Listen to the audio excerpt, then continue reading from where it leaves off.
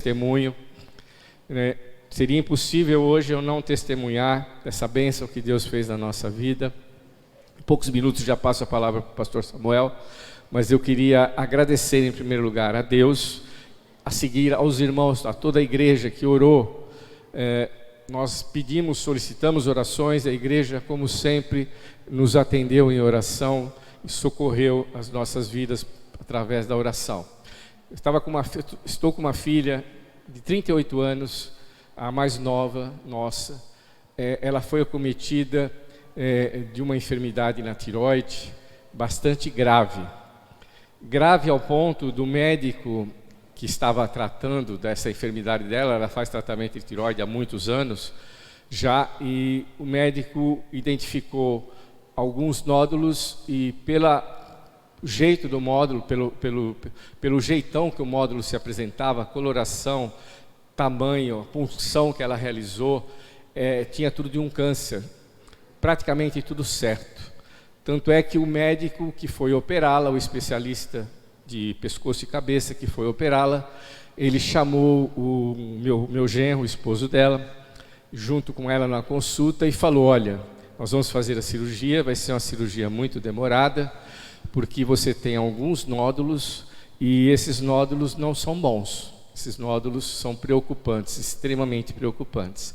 E o tratamento é esse, é uma cirurgia que pode levar de 4 a 6 horas, até mais, e nós vamos fatiando a tireoide, e se for necessário nós vamos tirá-la toda. Isso foi um baque muito grande para nós, pessoa jovem e tudo, e nós ficamos bastante preocupados, o esposo e ela também ficou muito abatida. Mas foi para a cirurgia, e ele falou: olha, de qualquer forma, são alguns passos que nós temos aqui. Um deles, na melhor das hipóteses, você vai operar, nós vamos tirar os nódulos, e você vai ter que passar por um processo de iodização, você vai ter que ficar alguns dias afastados da família, de todo mundo, fica no hospital, num quarto isolado, ninguém pode entrar no quarto, nem as enfermeiras, é passada comida por uma janela, ninguém tem contato com você devido ao processo de iodização. Isso pode levar de 5 dias a uma semana, na melhor das hipóteses. E deixou em suspense o câncer, que praticamente era certo, ele tinha isso como certo, que ela estava com câncer na tireoide. E a grande incógnita, o grande risco, não é o câncer da tireoide, porque a tireoide você tira, joga ela fora e pronto.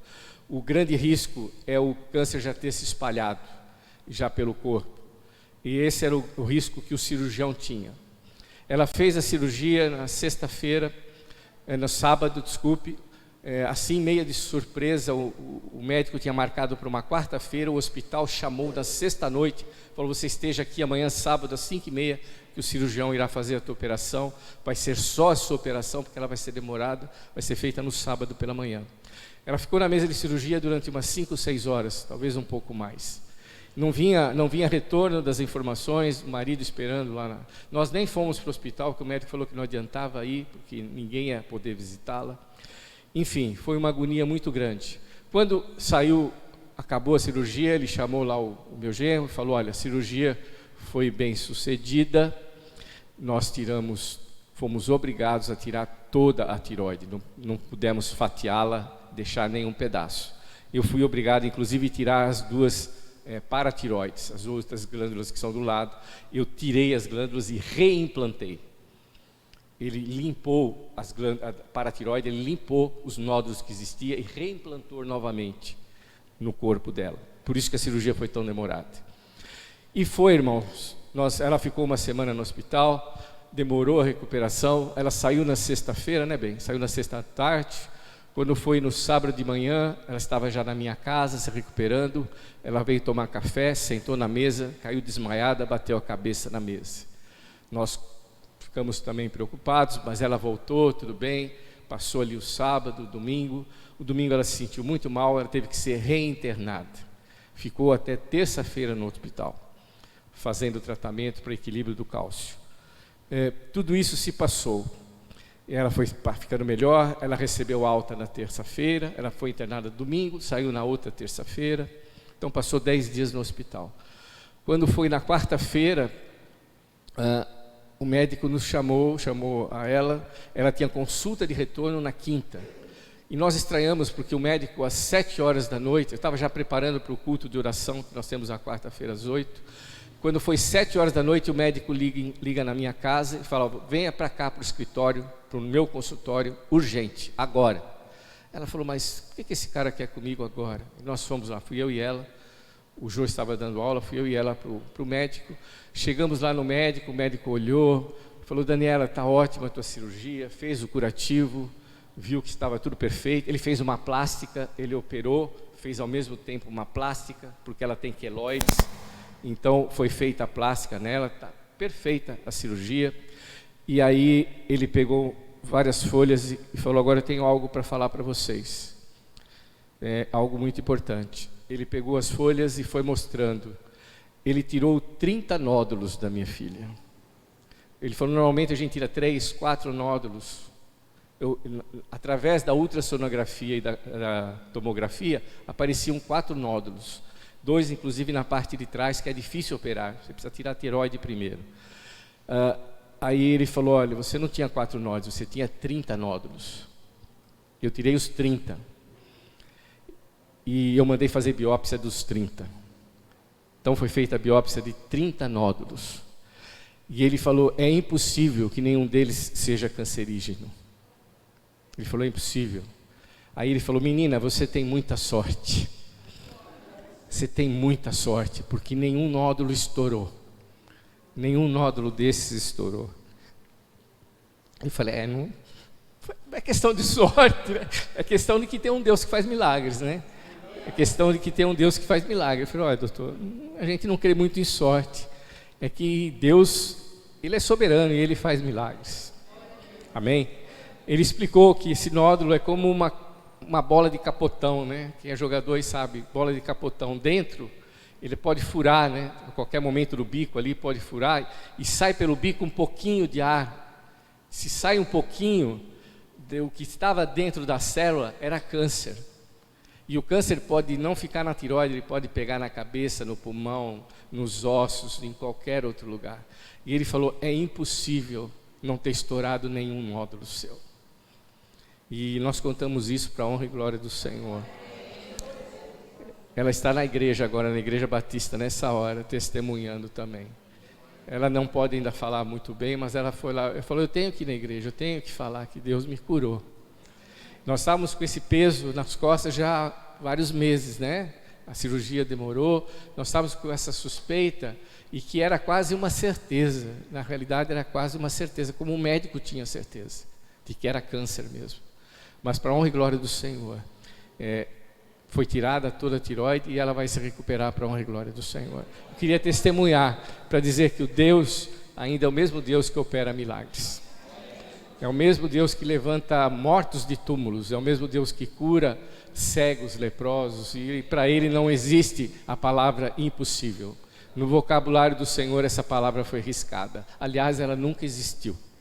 Tudo é possível para aquele que crê. Mesmo quando as coisas que nós olhamos falam: mas isso para nós é impossível. E é assim também que eu cria. Eu olhava aquela coisa sombria e nós nos abatemos, nós somos humanos. A nossa fé vacila, nós também sofremos. Como mãe, como pai, como qualquer um de nós sofremos. Mas nós cremos num Deus que faz milagres. Deus abençoe os irmãos. Eu chamo a palavra Samuel. Passa a palavra, Samuel. Amém, glória a Deus. Deus é maravilhoso, né, irmãos? Glória a Deus. O que falar depois disso, né? Depois de ver a mão de Deus agindo dessa forma, né? Deus age nas grandes coisas e nas pequenas coisas. Tenho certeza, se nós abrirmos o microfone aqui, cada um de vocês tem algum testemunho para falar. Eu queria aproveitar esse momento e convocar os irmãos para mais uma oração. Apresentar a vida do pastor, a sua família e toda a igreja. Mais uma oração de agradecimento por causa desse Deus maravilhoso e que nós vamos pregar aqui hoje, falar desse Deus, dessa palavra poderosa. Fique em pé no seu lugar, vamos agradecê-lo. Pai, nós já apresentando a palavra diante do Senhor, Deus, nós queremos te agradecer, Pai. Te agradecer pela tua graça, pela tua misericórdia, pela tua bondade, pela tua justiça. Oh Deus, pelo teu poder, pelo teu senhorio, pela tua graça, Pai. Tu és maravilhoso, tu és bondoso, grandioso. Tu nos cobre, Pai, com a tua graça. O teu manto nos cobre, a tua mão nos cobre, Pai, nos protege, nos guarda e nos livra do mal, Pai.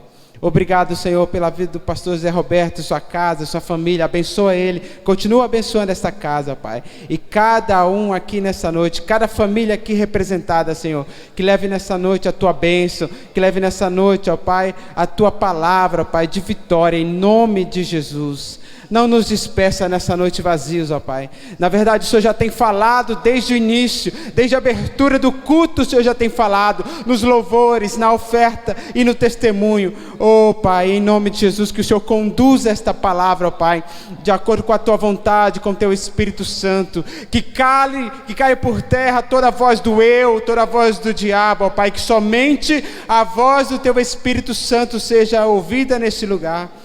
Oh Pai, eu oro, Senhor, para que o Senhor conduza, ó Pai, essa palavra, como o Senhor tem conduzido o culto até aqui, ó Pai, com milagres, ó Pai, com sinais e prodígios, em nome de Jesus, amém, glória a Deus, bendito seja o nome do Senhor. Abra sua Bíblia comigo no livro dos Salmos, no Salmo 24, Deus é fiel, amém? Deus é maravilhoso e Ele nunca nos deixa vazios. Essa semana eu estava orando, falando, Deus, o que ministrar, o que falar, e Deus sempre é fiel, Ele sempre dá uma palavra para nós, né?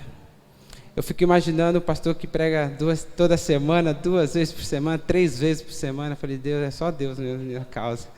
E eu falando com Deus, o Senhor tem que falar com a igreja nesse domingo também. E Deus é fiel, sua palavra é poderosa, ela se renova a cada manhã e Deus tem um maná para nós nessa noite, amém? Você está disposto a se alimentar?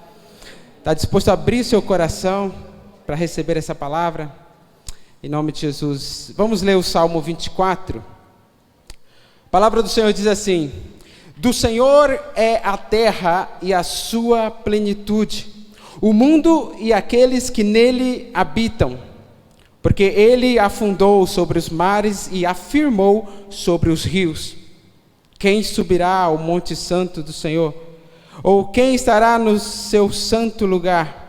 Aquele que é limpo de mãos e puro de coração, que não entrega a sua alma à vaidade, nem jura enganosamente. Este receberá a bênção do Senhor e a justiça do Deus da sua salvação. Esta é a geração daqueles que buscam a tua face, ó Deus de Jacó. Levantai, ó portas, as vossas cabeças, levantai-vos, ó entradas eternas, e entrará o Rei da Glória. Quem é este Rei da Glória? O Senhor forte e poderoso, o Senhor poderoso na guerra. Levantai, ó portas, as vossas cabeças, levantai-vos, ó entradas eternas, e entrará o Rei da Glória. Quem é este Rei da Glória? O Senhor dos exércitos, Ele é o Rei da Glória. Aleluia, bendito seja o nome do Senhor. Pensando sobre o Rei da Glória e sobre o tema desse salmo, eu comecei a estudar sobre ele, peguei alguns estudos. O que o Senhor ministrou no meu coração é que nós precisamos reconhecer quem é esse Deus que nós servimos, quem é esse Deus que nós confessamos. O mundo precisa conhecer esse Deus quem nós servimos, o mundo precisa conhecer esse Deus que nós confessamos. E para que ele conheça esse Deus, nós precisamos professá-lo, nós precisamos testemunhar dele. E para testemunhar dele, para falar dele, nós precisamos conhecê-lo como ele realmente é. O Salmo 24, ele pode ser dividido em 3 partes. A primeira parte, do versículo 1 ao versículo 2, fala do Deus e a sua criação. Do versículo 3 ao versículo 6, ele fala sobre o Deus e aqueles que o servem. E finaliza, a partir do verso 7 até o verso 10, fala de um Deus exaltado e expõe a sua glória e realeza. E abre aos nossos olhos quem Ele realmente é, o Deus Rei da glória. E é nesse caminho que nós vamos caminhar hoje. Começar falando do Deus e a sua criação. O Salmo 24, ele é ainda o Salmo messiânico, porque tudo que está escrito aqui se cumpriu no Cristo, no Novo Testamento. Não somente o Salmo 24, mas também o 23 e o 22. No Salmo 23, a palavra do Senhor nos apresenta Jesus como o bom pastor. O bom pastor dá a vida pelas suas ovelhas. O bom pastor que conhece a sua necessidade, que conhece as suas ovelhas. É o bom pastor que sustenta, que nos dá tudo o que nós precisamos. O Salmo 23 abre com: o Senhor é o meu pastor e nada me faltará. Alguns estudiosos dizem que esse nada me faltará não quer dizer que nós teremos tudo que nós queremos. Mas, de todas essas coisas, nada vai nos fazer falta. Mesmo que nós não a tenhamos, nada vai nos fazer falta. Por quê? Porque Ele é o nosso pastor. Ele vai suprir cada uma das nossas ansiedades, cada uma das nossas necessidades. É Ele quem vai nos alimentar, Ele quem nos vai dar água para beber, é Ele quem vai curar as nossas feridas, limpar nossa lã. A palavra do Senhor diz que a ovelha conhece a voz do seu pastor. E esse pastor sustentador, nenhuma ovelha pode viver sozinha, desgarrada. Porque você pode imaginar uma ovelha, ela é um dos animais que precisam mais de cuidados. Ela não consegue viver sozinha, como, por exemplo, um cachorro na rua, sem dono. Ele se vira, né? Nós chamamos até ele de vira-latas, porque ele vira a lata para ver o que tem para comer ali. Mas vai soltar uma ovelha por aí. Ou ela vira comida de lobo, ou ela fica sem comer, sem beber, morre desnutrida, porque ela precisa de alguém para guiá-la, ela precisa de alguém para instruí-la, ela precisa de ouvir a voz do seu pastor. Nós, como ovelhas do Senhor, nós não podemos viver desgarrados, nós precisamos do bom pastor. E o Salmo 22 apresenta esse Jesus como o Jesus Salvador. Salmo 22, ele fala de um servo sofredor, o Messias que morreu na cruz por nós. E por causa dessa morte na cruz, ele nos deu vida. O Salmo 22 cumpre-se em Jesus, lá no Evangelho de Mateus, capítulo 27, versículo 48, que diz: quando perto das 3 horas, o Senhor Jesus gritou na cruz: Eloi, Eloi, lama sabachthani, que significa justamente o Salmo 22, versículo 1, Deus meu, por que me desamparaste? O Salmo 22 fala do sofrimento do Cristo na cruz, por causa do meu e do seu pecado. Versículo 14 do Salmo 22 diz assim: como a água me derramei, e todos os meus ossos se desconjuntaram. O meu coração é como a cera e derreteu-se dentro de mim, a minha força se secou, como um caco, e a língua se me pega ao paladar. E me puseste no pó da morte, pois me rodearam cães, e ajuntamento de malfeitores me cercou. Transpassaram-me as mãos e os pés, poderia contar todos os meus ossos. Eles vêm e me contemplam, repartem entre si as minhas vestes e lançam sortes sobre a minha túnica. Ao mesmo tempo que o Salmo 22 fala do sofrimento do Cristo na cruz, por mim e por você, ele fala do triunfo de Cristo na cruz. Versículo 27 do Salmo 22: todos os limites da terra se lembrarão e se converterão ao Senhor, e todas as gerações das nações adorarão perante a tua face. Mas é no Salmo 24 que se escancara aos nossos olhos essa exaltação. Então, no Salmo 23 fala do bom pastor que dá a vida pelas suas ovelhas, que sustenta, que guia-nos às águas tranquilas, que nos faz deitar em pastos verdejantes, que não vai deixar faltar nada para mim e para você. No Salmo 22 fala desse mesmo bom pastor, desse Jesus, que entregou a sua vida na cruz, sofreu as dores do pecado, da injustiça, por mim e por você. E o Salmo 24 fala dessa exaltação, dessa glorificação do Cristo. Salmo 24, no versículo 1 e 2, fala do Deus e da sua criação. Ele fala que do Senhor é a terra e a sua plenitude, o mundo e aqueles que nele habitam. Ele não apenas faz uma afirmação, não é apenas uma fala solta, dizendo, do Senhor é os céus e a terra e todos aqueles que nele habitam.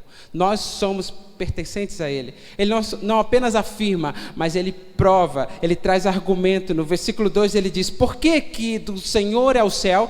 Por que do Senhor é o mundo? E por que do Senhor é todos nós que habitamos nessa terra? Porque Ele afundou sobre os mares, afirmou sobre os rios.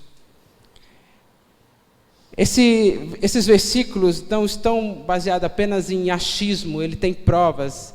Está baseado em Gênesis capítulo 1, versículo 1 e 2, que diz que no princípio criou Deus os céus e a terra. A terra era sem forma e vazia, e o Espírito de Deus já se movia sobre as faces das águas. Há uma prova aqui de que Ele é o dono, o Criador de todas as coisas. Somente nesses dois versículos, somando ao Salmo 22 e 23, nós temos pelo menos 3 razões pelas quais nós pertencemos a Deus. Primeiro, nós pertencemos a Ele por direito de criação. Foi Ele quem nos formou, foi Ele que nos fez, foi Ele que nos idealizou, foi Ele que nos projetou, foi Ele que nos desenhou. Cada um de nós, cada um diferente do outro.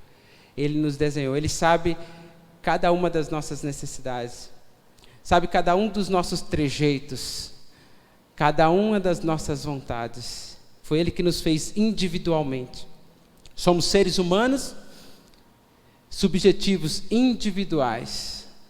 Se nós formos olhar para a nossa impressão digital, não há nenhuma no mundo inteiro igual a outra. Eu estava estudando com os meninos lá da escola, se eu não me engano, dados de 2020, nós chegamos a cerca de, se não me foge a memória, 155 bilhões de pessoas no mundo inteiro. E ninguém é igual a ninguém. Deus é o nosso Criador. Deus é o nosso Senhor. Então, a primeira razão porque nós pertencemos a Ele, porque Ele é quem nos criou, é Ele quem nos formou. Nós pertencemos a Ele, porque Ele nos fez. No Salmo 22, versículo 9 a 10, diz assim, mas Tu és o que me tiraste do ventre, o que me preservaste estando ainda aos seios da minha mãe. Sobre Ti fui lançado desde a madre, Tu és o meu Deus, desde o ventre da minha mãe.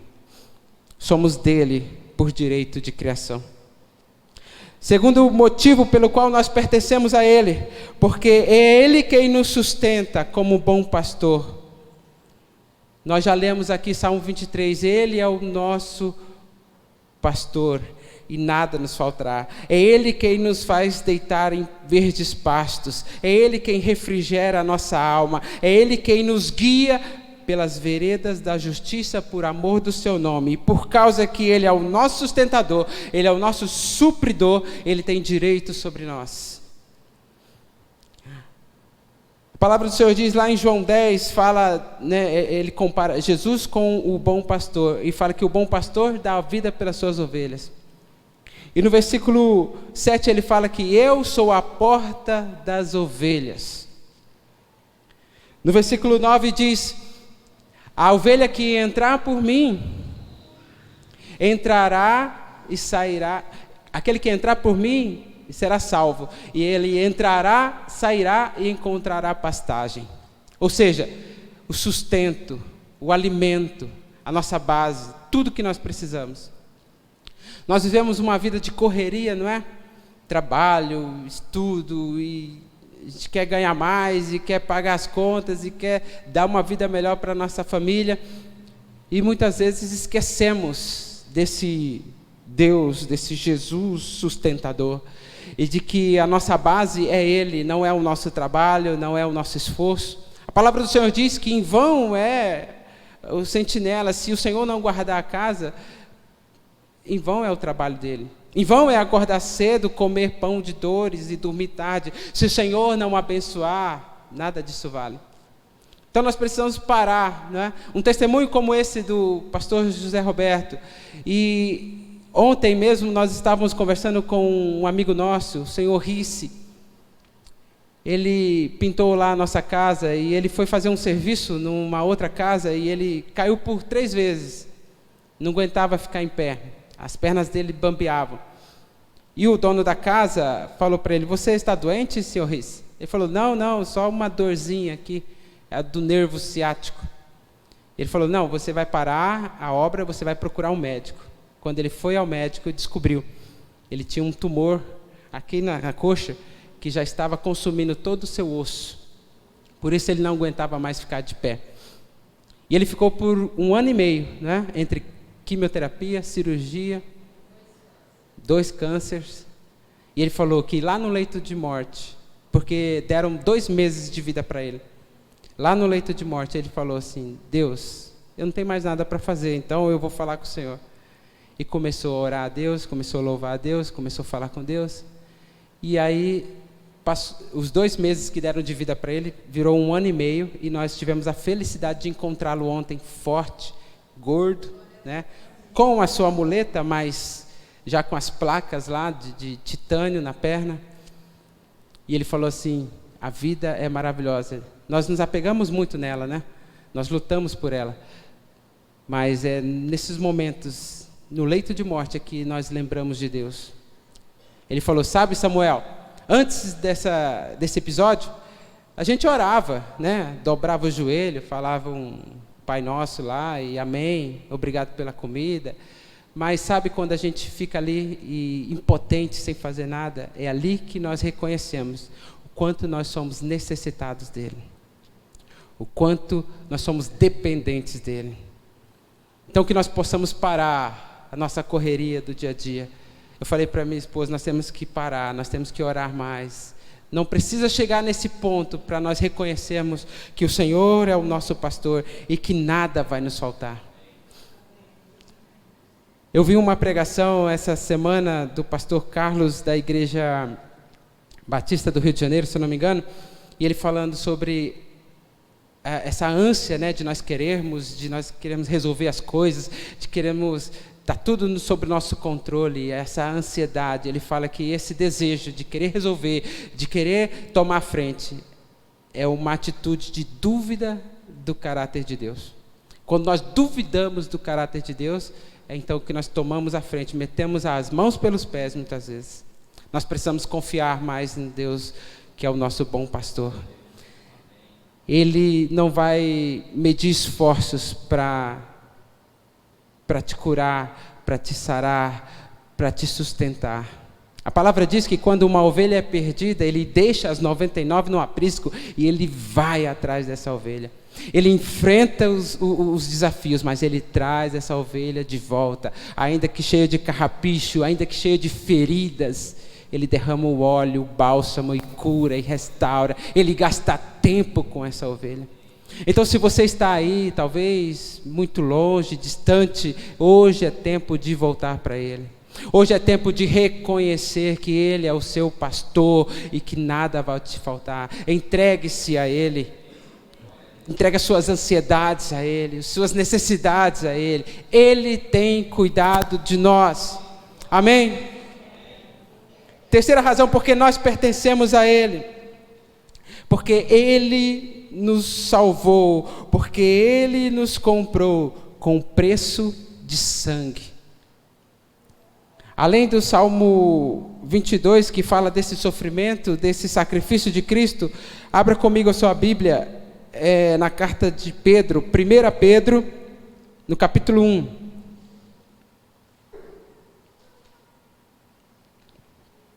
1 Pedro, capítulo 1, versículo 18. Somos dele por direito de criação. Somos dele porque ele é o nosso sustentador. E somos dele porque ele nos comprou.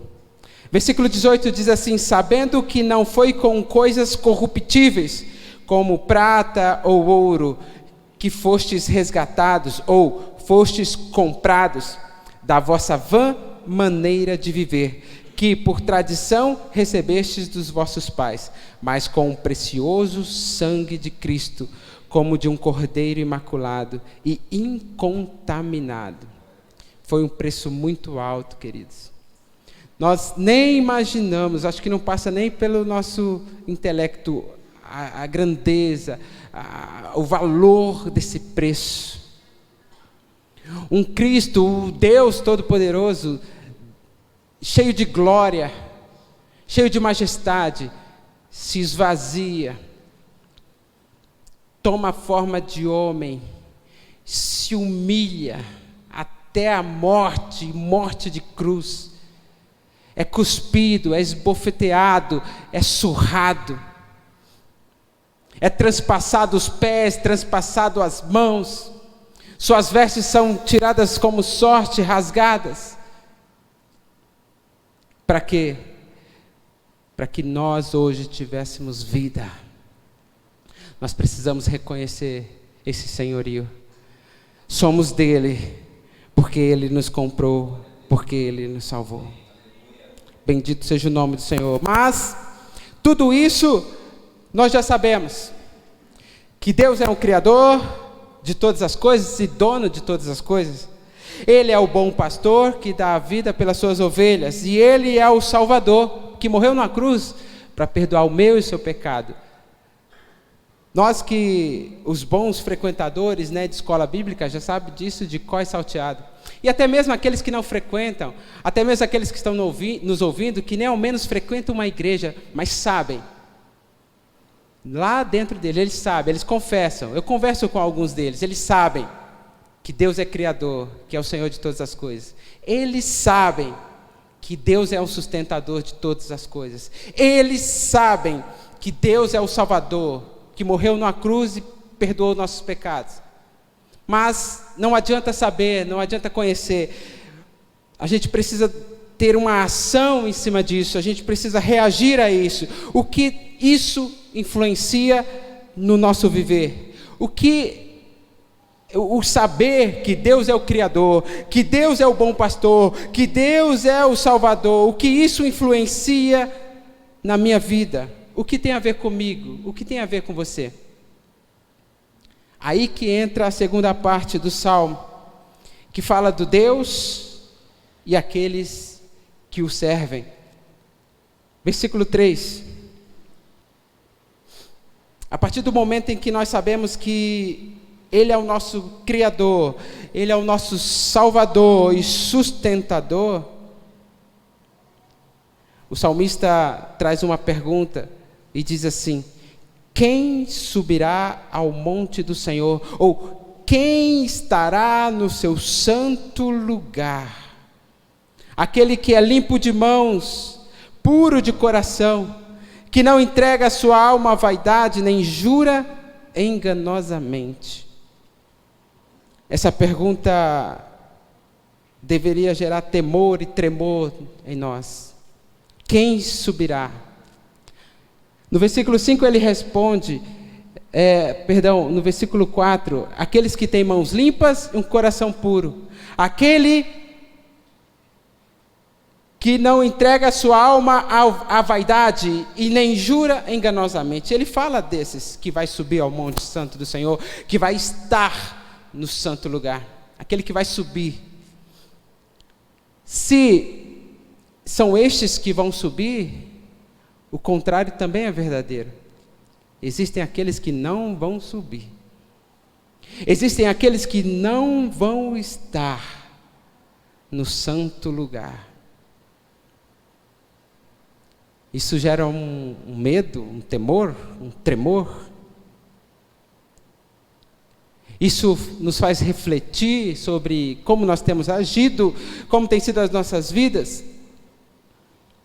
O salmista, quando ele pergunta, quem sabe ele está preocupado, dizendo: o Senhor é o Senhor dos céus e da terra, de todo mundo e todos aqueles que nele habitam, mas quem subirá ao monte do Senhor? Quem estará no santo lugar? Ele quer saber a resposta, ele quer saber o caminho, ele quer saber como chegar lá. E o próprio Salmo responde: aquele que é limpo de mãos e puro de coração. Se para subir lá é preciso estar limpos de mãos e puro de coração, como fazer isso? Como sermos puros de coração? Nós somos maus por natureza.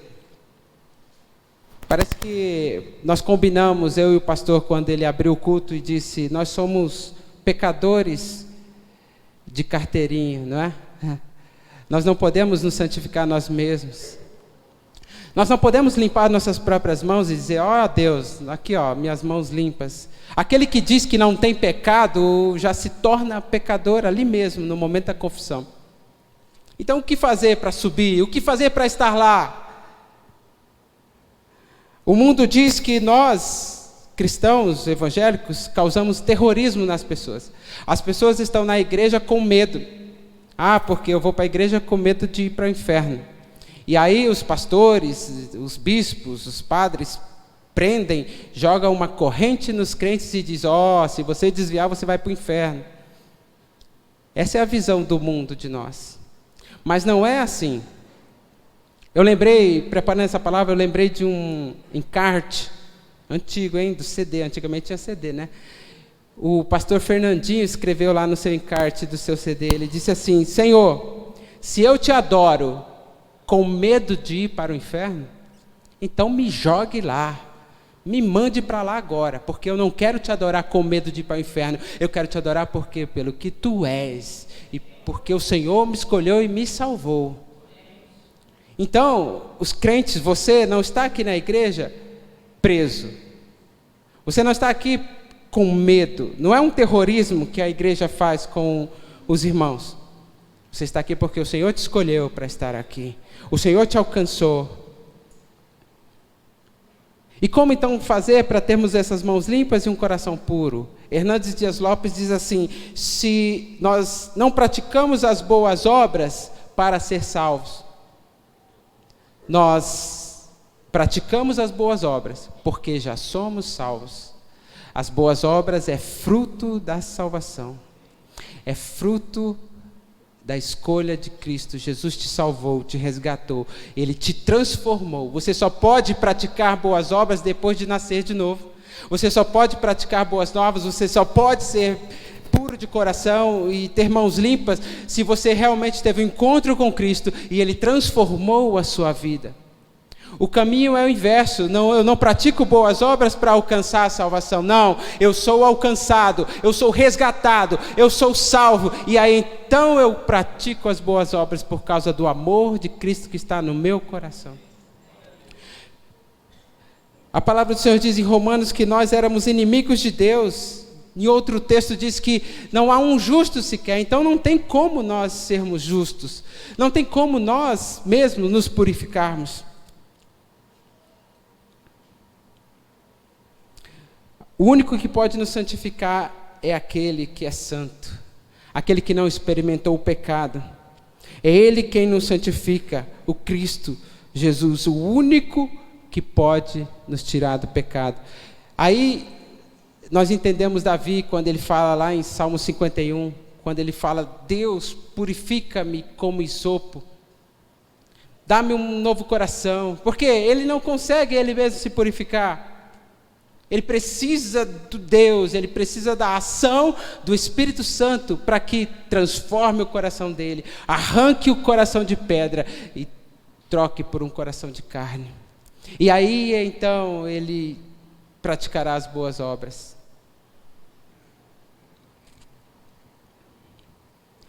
João, lá no princípio, ele pregava arrependimento. E as pessoas não entendiam muito o que era arrependimento. Falava: João, você é o Cristo? Né? Você está falando, gritando no deserto, arrependam-se, você é o Cristo? Ele falava: não, eu não sou o Cristo, eu batizo com água para o arrependimento, mas depois de mim vai vir um maior que eu, mais poderoso, do qual eu não sou digno de desatar as sandálias. Ele sim vos batizará com o Espírito Santo e com fogo. E aí chegou perto dele os fariseus, os saduceus, dizendo: então nos batize também para que nós possamos ser perdoados. E ele respondeu: raça de víboras, quem vos ensinou a fugir da ira de Deus? Ou seja, os fariseus, os saduceus estavam procurando as obras, procurando preceitos, cumprir a religiosidade para ser salvo. E aí a dúvida parou, falou assim: mas João, você não está batizando aí para arrependimento? Por que você não quer batizar os fariseus, os saduceus? E aí então aparece Jesus, e ele fala: olha lá, ele é o Cordeiro de Deus que tira o pecado do mundo. Eu não posso tirar o pecado, mas ele pode. Ele é o Cristo enviado por Deus para a salvação do mundo inteiro. Aleluia. Só ele pode nos purificar, só ele pode nos limpar. E nessa noite eu conclamo a igreja para clamar a esse Deus, pedindo perdão pelos nossos pecados, pedindo que Ele limpe as nossas mãos, purifique o nosso coração, para que nós possamos chegar naquele dia e estar lá no santo lugar com Ele. Bendito seja o nome do Senhor. Ele é o Senhor que tira o pecado do mundo. E estes, a quem o Senhor escolheu, a quem o Senhor salvou, a quem o Senhor resgatou, a quem o Senhor limpou e purificou, aqueles quem o Senhor deu vestes novas, vestes brancas, puras como a lã.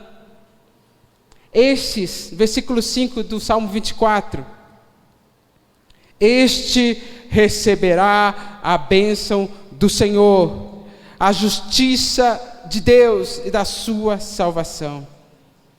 Aleluia. Há uma bênção para mim e para você.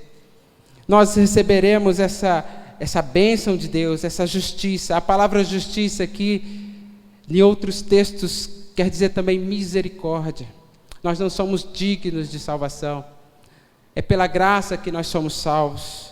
Então, estes que têm mãos limpas e coração puro, não pelas nossas obras, mas por causa daquele que nos purificou, este receberá das mãos do Senhor uma bênção, a justiça e a salvação. Aleluia. Eu estava, no tempo das minhas adolescências, eu fazia parte de alguns grupos de evangelismo da cidade, né? Na época eu era mais crente, eu participava de uns congressos de evangelismo, e num desses, sabe aqueles projetos de apresentar o filme Jesus nas praças? Então, a nossa igreja também participou, e eu era um desses integrantes do grupo, e a gente tinha que participar de uma formação. Pensando aqui na questão de ser santo, né, de um coração puro, de mãos limpas, para chegar lá, né, a ministrante do congresso estava falando das características de Cristo, do caráter de Cristo e da santidade de Cristo. E de que maneira que nós devemos nos portar. E alguém no auditório levantou a mão e disse: ei, nós temos que ser tudo isso aí? Nós temos que ser longânimo, nós temos que ser manso, nós temos que ser bondoso, nós temos que ser misericordioso, nós temos que ser amoroso, nós temos que perdoar. Ei, nós temos que ser tudo isso aí que você falou? Ela tinha passado cerca de 5 a 10 minutos falando de Jesus e não parava. E alguém falou assim: opa, eu tenho que ser tudo isso aí? Eu nunca vou ser. Ela falou: não, você não precisa ser isso. Ele é em você. Quando nós entendermos isso, morrermos para nós mesmos e pedir para que Cristo more em nós, então nós seremos isso. Não é pela nossa força, não é pelo nosso braço, não é pelas nossas boas obras, mas Ele vai fazer isso em nós. Ele vai nos transformar. Você consegue entender? que muitos percorrem essa corrida e se cansam, porque não entenderam que não é pela sua corrida, mas é pela força do Espírito Santo. Muitos param no meio do caminho dizendo: eu não vou conseguir, eu sou pecador demais, Deus não vai me aceitar. E param no meio do caminho porque se cansam, porque é uma corrida insana. Eu nunca vou alcançar a santidade pelas minhas próprias forças. E eles param no meio do caminho, desistem, desviam e vai para o mundo. Mas quando nós entendemos que é Cristo que vive em nós, que é Cristo que nos santifica, que é Ele que transforma as nossas atitudes, aí sim nós vamos viver para Deus. Vamos viver de acordo com a vontade de Deus. Aleluia. Na última parte do Salmo 24, então, depois de falar que Deus é o Deus da criação, dono de todas as coisas, e que aqueles que o servem devem ter mãos limpas e coração puro, Ele nos apresenta o Rei da Glória. Versículo 7, levantai, ó portas, as vossas cabeças, levantai-vos, ó entradas eternas, e entrará o Rei da Glória. Quem é este Rei da Glória? O Senhor forte e poderoso, o Senhor poderoso na guerra. É Ele quem luta as nossas guerras, é Ele quem luta por nós, é Ele que venceu o pecado na cruz, não foi eu e nem foi você. Então esse Deus é tão maravilhoso, é tão bondoso, é tão completo, que ao mesmo tempo que Ele exige de nós uma santidade, Ele nos dá condições de viver essa santidade. Ele nos dá artifícios, Ele nos dá instrumentos, Ele nos dá a sua própria vida, Ele nos dá do seu Espírito, para que nós possamos viver essa vida de santidade. Ele não é um Deus carrasco que diz: ei, você tem que andar na linha, se você desviar para um lado e para o outro vai ter chicoteada. Não, Ele diz: ande nesse caminho, o caminho sou eu. Ele estende o caminho para você, Ele pega pela tua mão e vai no caminho com você. Ele é o bom pastor. A palavra do Senhor diz que ainda que eu ande pelo vale da sombra da morte, não temerei mal algum, porque Ele está comigo. Bendito seja o nome do Senhor, o Deus que exige a santidade, o Deus que exige o padrão, o Deus que diz: aqueles de mãos limpas e coração puro vai subir, os que não tiver mão limpa, não tiver coração puro, não vai subir. É o mesmo Deus que te purifica e que limpa as suas mãos e te sara, te cura e te dá uma nova vida e te lava no sangue carmesim. Aleluia. Então hoje eu tenho confiança em Deus e eu quero que você tenha confiança nele, de que nós vamos continuar nessa caminhada, porque é Ele quem nos dá o sustento, é Ele quem pega pelas nossas mãos, nós não estamos sozinhos. Quem é este Rei da Glória? Quem é estes portais eternos? Eu queria chamar o grupo de louvor aqui já, para a gente já caminhar para o fim. Porque agora nós vamos falar dessa glória, desse rei, e é rapidinho, nós já vamos terminar. E eu quero que o grupo de louvor já entre com a canção e nós vamos orar. Imagina esse Jesus entrando nesses portais eternos. Eu imagino que esses portais eternos sejam os céus, né? Os céus dos céus.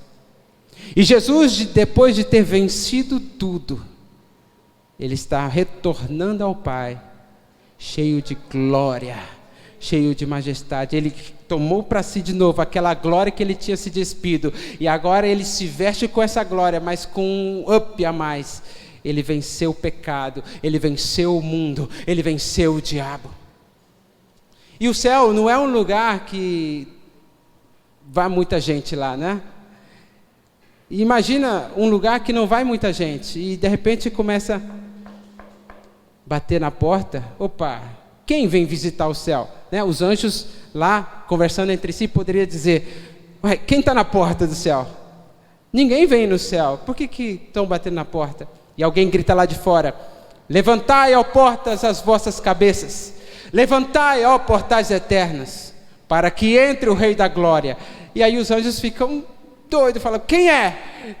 Opa, quem é o Rei da Glória? É o Senhor Todo-Poderoso, o poderoso das batalhas. este é o Rei da glória. Levantai, ó portas, as vossas cabeças, levantai, ó portais eternos, para que entre o Rei da glória. Quem é este Rei da glória? Alguém gritou lá de dentro. É o Senhor dos exércitos. Ele é o Rei da glória. Agora eu entendo aquele versículo que diz: quem subiu ao céu, senão aquele que desceu? Quem subiu ao céu, senão aquele que desceu?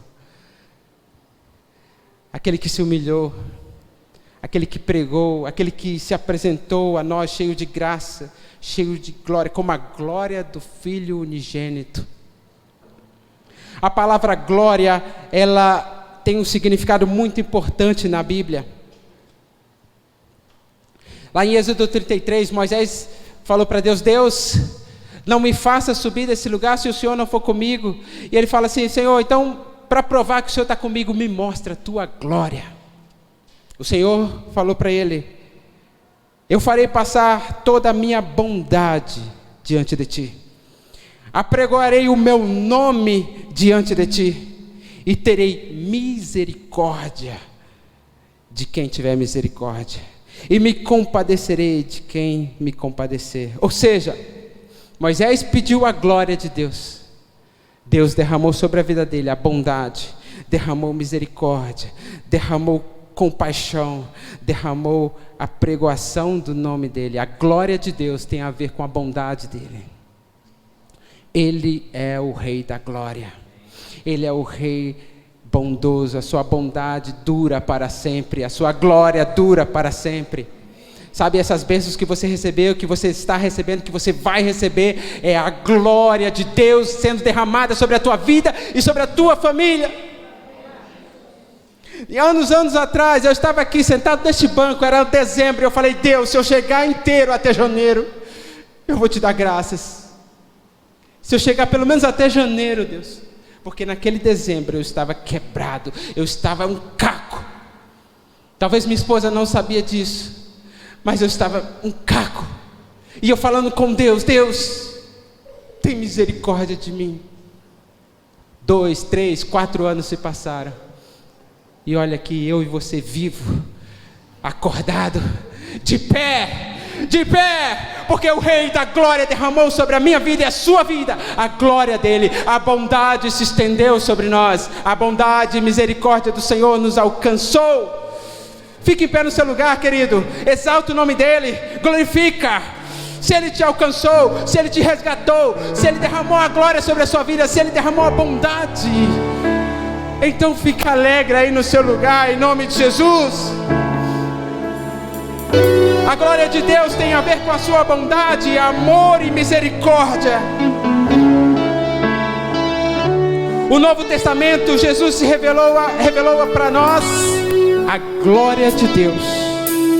João 1,14 diz: o verbo se fez carne e habitou entre nós, e vimos a sua glória, como a glória do unigênito do Pai, cheio de graça, cheio de verdade. A glória de Deus tem a ver com a pessoa de Jesus Cristo. A glória de Deus tem a ver com os seus milagres, tem a ver com os seus gestos e ações, tem a ver com a sua palavra, tem a ver com a sua graça, tem a ver com a sua verdade. Deixe essa graça ser derramada sobre a sua vida, deixe essa verdade tomar a sua vida. Chega de viver na mentira, chega de viver no pecado, deixa Ele viver em você. Abaço, né, cantremos. Deixa essa graça, essa verdade encher a sua vida. Deixa Ele entrar. Abre o seu coração. Tem aquela canção aí, Elton? Abre o meu coração. Vamos lá, Sheila. Deixa Ele entrar, o Rei da glória. Oh, Jesus, manda bala aí. Se os portais eternos, aqueles que não se abriam para ninguém, se abriu para o Rei da glória, quem sou eu? Quem é você para não abrir espaço aí para o Rei da glória? Abre seu coração agora nesse momento. Deixa Ele entrar em nome de Jesus. Levanta sua mão, quero orar com você. E depois nós vamos cantar essa canção como forma de oração. Pai, nós abrimos o nosso coração. Ore aí no seu lugar, ore no seu lugar. Agradeça a Ele pela graça e pela misericórdia, porque Ele te alcançou.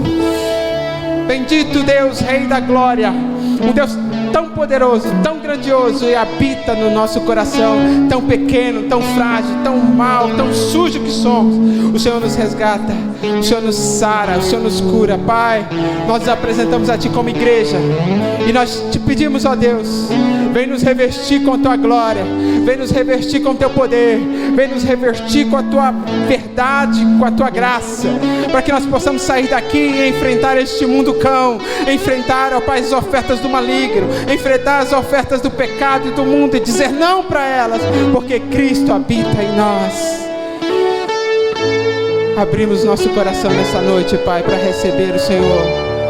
Você que está distante do Senhor, seja aqui na igreja, seja lá na sua casa, no YouTube, feche os seus olhos agora e peça para que o Rei da Glória entre no seu coração, mude a sua vida, transforme a sua casa, a sua família, faça um reboliço no seu lar, na sua vida espiritual, na sua vida sentimental, na sua vida financeira e material, em nome de Jesus. Onde Ele entra, o mal tem que sair.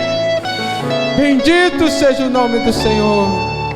Peça para Ele entrar, peça para Ele entrar.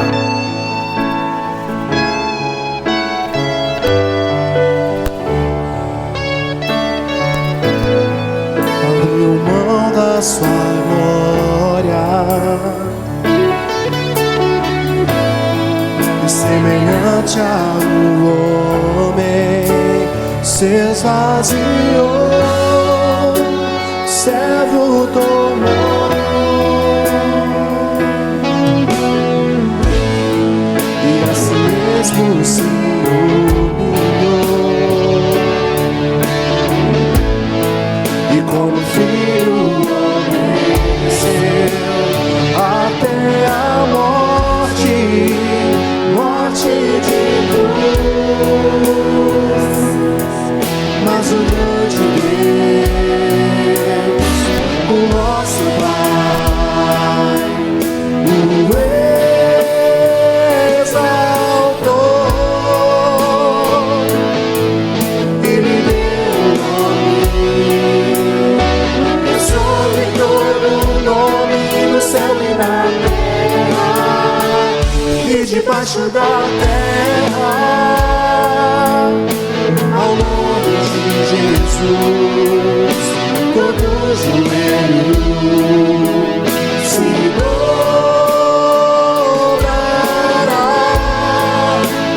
e toda língua confessará que Ele é o Senhor.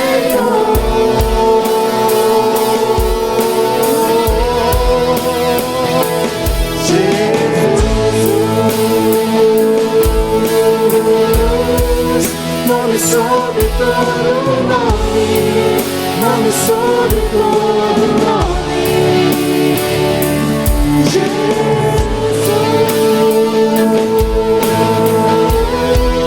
Nome sobre todo nome, nome sobre todo nome. Seu nome é maravilhoso, conselheiro, Deus forte, Pai da eternidade, Príncipe da paz. Seu nome é maravilhoso, conselheiro, Deus forte, Pai da eternidade, Príncipe da paz. Jesus. Bendito seja o nome do Senhor. Pai, Teu nome está acima de todo nome, porque o Senhor Deus te exaltou. E o mundo conhecerá esse Deus, Rei da Glória, através da Tua igreja, através da manifestação dos filhos de Deus, da glória do Senhor, dos filhos de Deus. Que nós, como discípulos de Jesus, possamos refletir a glória dEle onde nós estivermos, e pessoas sejam alcançadas, pessoas sejam salvas, perdoadas, resgatadas, limpas, purificadas, por causa da graça e a misericórdia do Senhor que está sobre as nossas vidas. Em nome do Senhor Jesus. Amém. Bendito seja o nome do Senhor. Queria pedir para os irmãos se assentarem por mais um momento. Nós vamos receber o Ministério Infantil para uma apresentação.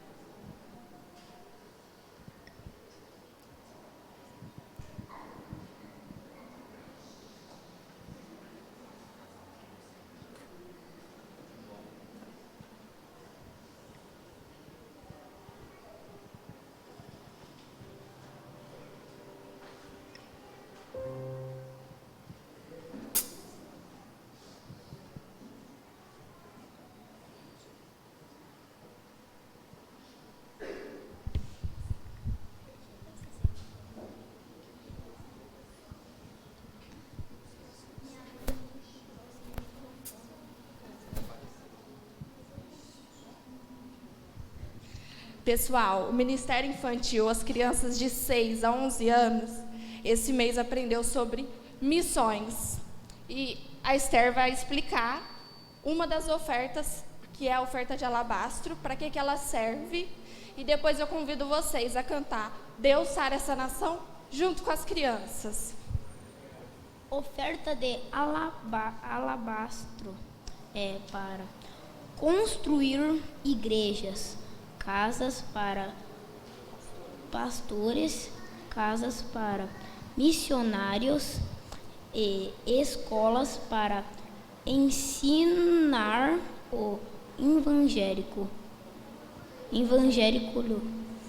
Nossa igreja foi construída com oferta a alabastro. Vocês podem se colocar de pé para cantar com as crianças?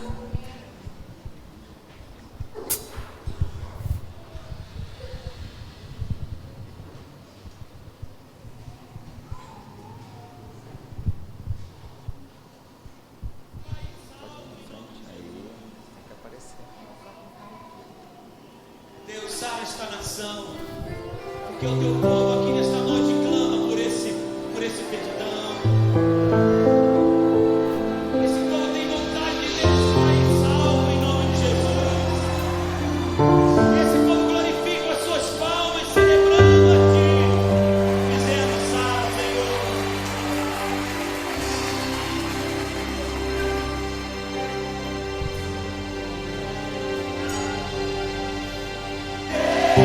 Deus sara esta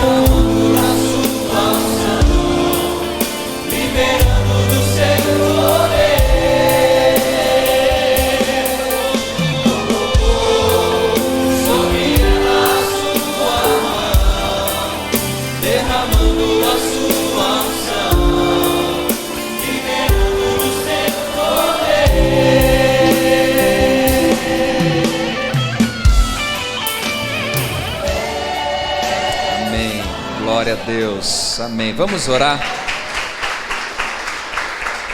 Amém. Nós vamos orar pelo nosso país, pelas nossas vidas, pela nossa família. Domingo que vem nós temos a eleição. Nós estamos no momento que nós precisamos ter sabedoria de Deus na hora de votar.